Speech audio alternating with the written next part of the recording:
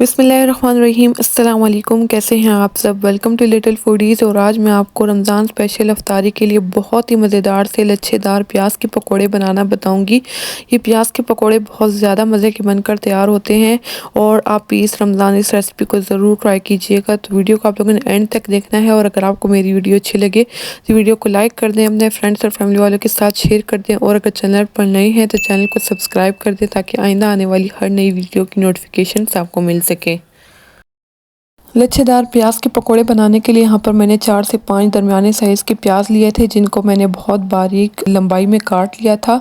इसके बाद मैंने इसको एक स्ट्रेनर में रखकर इसको 2 से 3 दफ़ा अच्छे से धो लिया और हाथों की मदद से इसको मसल कर इसके इस तरह से लच्छे बनाकर तैयार कर लिए हैं। प्याज को धो लेने के बाद इसको अच्छे से ड्राई कर लेना है, इसमें बिल्कुल भी पानी नहीं होना चाहिए। तो यहाँ पर मैं प्याज को एक बड़े मिक्सिंग बाउल में डाल लूँगी। इसी के साथ यहाँ पर मैंने 1 कप हरा धनिया लिया है जिसको मैंने बहुत बारीक चॉप्ड किया था, वो भी मैं इसमें शामिल कर लूँगी। 1 कप भर के मैंने बेसन लिया है और बेसन को इस्तेमाल करने से पहले इसको अच्छे से छान कर इसमें डाल लेना है।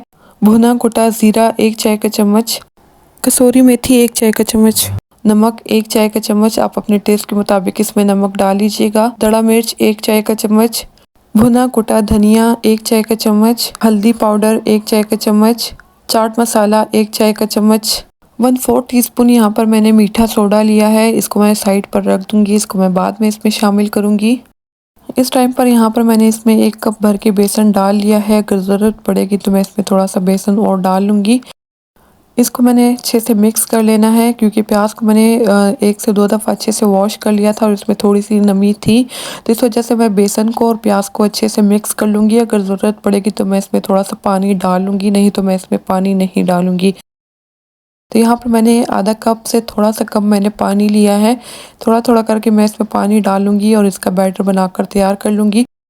मिक्सिंग करते हुए यहाँ पर मुझे बैटर में थोड़ा सा बेसन कम लग रहा, तो यहाँ पर मैं 1 से 2 खाने के चम्मच इसमें मज़ीद और बेसन डालूँगी। बेसन एक साथ नहीं डालना, थोड़ा थोड़ा करके बेसन मैं इसमें डालूँगी और इसका बैटर बनाकर तैयार कर लूँगी। इस बैटर को बनाने के लिए यहाँ पर मैंने आधे कप से थोड़ा सा कम मैंने पानी लिया था और उसमें भी 1 आधा खाने के चम्मच पानी बच चुका है। तो यहाँ पर हमारा बैटर बनकर तैयार हो चुका है। मैं इसको कवर कर दूँगी और 5 से 7 मिनट के लिए मैं इसको कवर करके रख दूँगी। यहाँ पर पकोड़ों के बैटर को 5 से 7 मिनट हो चुके हैं। जो हम लोग ने मीठा सोडा रखा था वो मैं इसमें डाल लूँगी और इसको अच्छे से मिक्स कर लूँगी। मीठे सोडे से हमारे जो पकोड़े हैं वो बहुत ज़्यादा सॉफ्ट और मज़े के बनकर तैयार होंगे। पकोड़ों के बैटर को रेस्ट देने से इसमें जो हम लोगों ने प्याज डाले हैं वो नमक की वजह से सॉफ्ट हो जाएंगे और ये अपना पानी भी छोड़ देंगे। इससे हमारे जो पकोड़े हैं वो बहुत ज़्यादा मज़े के बनकर तैयार होंगे। और मीठा सोडा डाल लेने के बाद आप लोगों ने इसको अच्छे से मिक्स कर लेना है और मिक्स करने के बाद आप लोगों ने इसके पकोड़े बनाकर तैयार कर लेने हैं। मीठा सोडा डाल लेने के बाद आप लोगों ने इसको बहुत ज़्यादा देर के लिए नहीं छोड़ना, नहीं तो जो हमारे पकोड़े हैं वो बहुत ज़्यादा ऑयली बनकर तैयार होंगे। यहाँ पर हमारे पकोड़ों का बैटर बिल्कुल बनकर तैयार हो चुका है।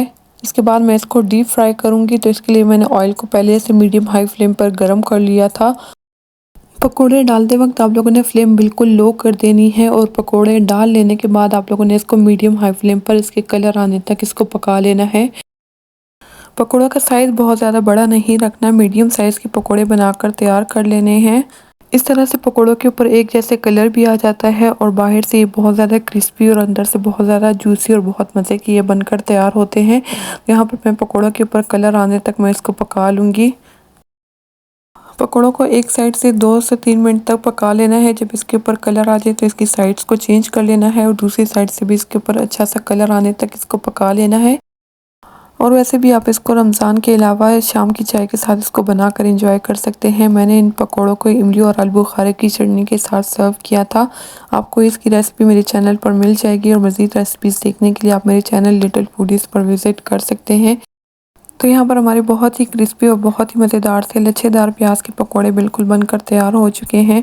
आई होप आपको आज की मेरी ये वीडियो भी अच्छी लगी होगी। वीडियो अच्छी लगी हो तो वीडियो को लाइक कर दें, अपने फ्रेंड्स और फैमिली वालों के साथ शेयर कर दें और अगर चैनल पर नए थे तो चैनल को सब्सक्राइब कर दें ताकि आइंदा आने वाली हर नई वीडियो की नोटिफिकेशन आपको मिल सके।